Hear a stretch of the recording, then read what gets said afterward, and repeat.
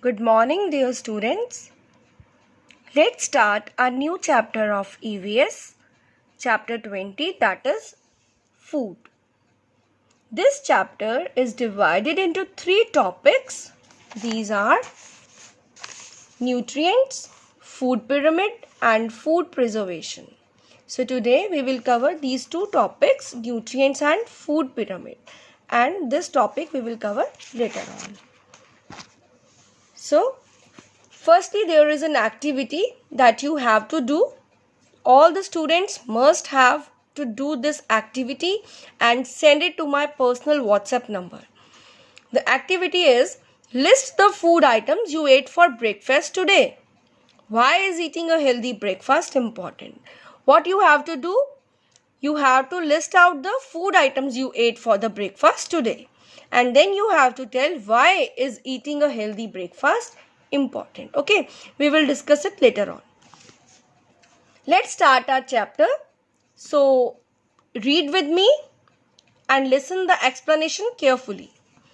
We require a lot of energy to go about our daily routine. The food that we eat is converted into energy for the normal functioning of our body. To be in a good health, we must eat food from all the food groups. Each type of food helps our bodies in a particular way. Healthy foods have a variety of nutrients that help us grow and remain strong.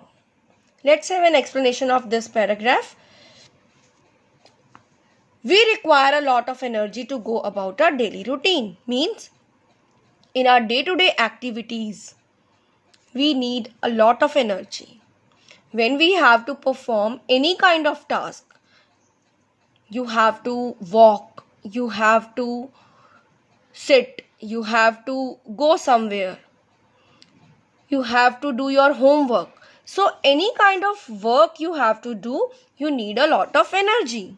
So the food that we eat, that is converted into energy for the normal functioning of our body.